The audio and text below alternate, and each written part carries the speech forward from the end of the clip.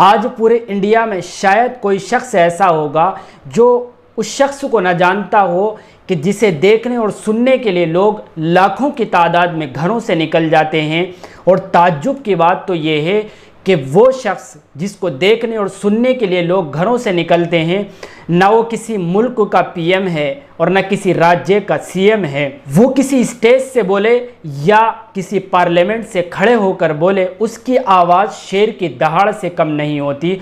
और शायद मेरी बात से आप समझ गए होंगे, वो शख्स हैं बैरिस्टर असदुद्दीन ओवैसी। असदुद्दीन ओवैसी सुल्तान सलाहुद्दीन ओवैसी के घर 13 मई 1969 को मशहूर शहर हैदराबाद में पैदा हुए। असदुद्दीन ओवैसी ने इब्तिदाई तालीम हैदराबाद की मशहूर यूनिवर्सिटी उस्मानिया से हासिल करने के बाद में लिंकन इन लंदन इंग्लैंड से LLB की डिग्री हासिल की। आप ये बात जानते हैं कि असदुद्दीन ओवैसी जिन दिनों कॉलेज में पढ़ा करते थे, ये एक फास्ट बॉलर के नाम से मशहूर थे, यानी फास्ट बॉलर के नाम से जाने जाते थे।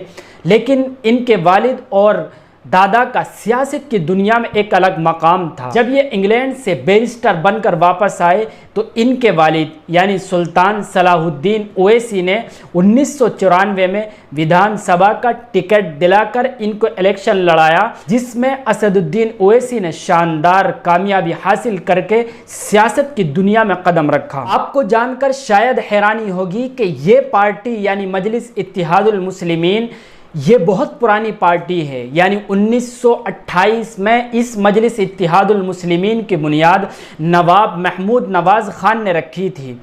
लेकिन जब इंडिया पाकिस्तान का बंटवारा हुआ तो ये नवाब महमूद नवाज़ खान पाकिस्तान चले गए थे और इस पार्टी की कमान कासिम रिजवी के हाथ में आ गई थी। ये कासिम रिजवी वो हैं जिन्होंने हैदराबाद को पाकिस्तान में शामिल करने की कोशिश की थी, लेकिन उस वक्त इंडियन गवर्नमेंट ने कासिम रिजवी को पकड़कर जेल में डाल दिया था और इस पार्टी को बैन कर दिया था। और अब तक इस पार्टी का नाम मजलिस इत्तेहादुल मुस्लिमीन था।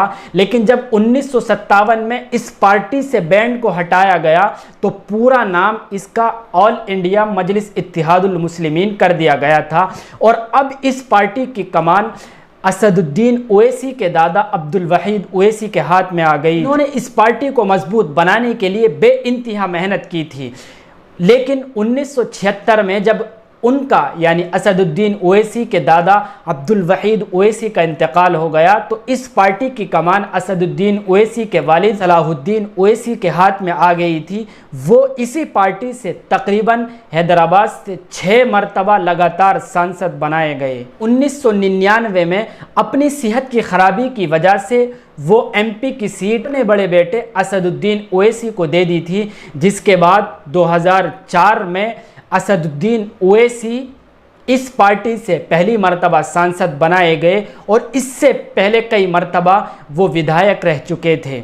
2004 से अब तक यानी तकरीबन 5 मरतबा असदुद्दीन ओवैसी इसी पार्टी से लगातार सांसद बनाए जा चुके हैं। ज़मीनी तौर पर लोगों के साथ जुड़े रहने की वजह से मुस्लिमों और कमज़ोर तबकों की आवाज़ बुलंद करने की वजह से असदुद्दीन ओवैसी को नकीब मिल्लत के नाम से जाना जाता है और इनके वालिद को सालार मिल्लत के नाम से जाना जाता है। इसी सालार मिल्लत के तहत हैदराबाद के अंदर बहुत सारे स्कूल, कॉलेज, हॉस्पिटल्स चलते हैं, जिनकी निगरानी इनके यानी असदुद्दीन ओवैसी के छोटे भाई अकबरुद्दीन ओवैसी करते हैं। इनके एक भाई बुरहानुद्दीन ओवैसी हैं जो हैदराबाद के मशहूर अखबार रोज़नामा एतमाद के एडिटर हैं।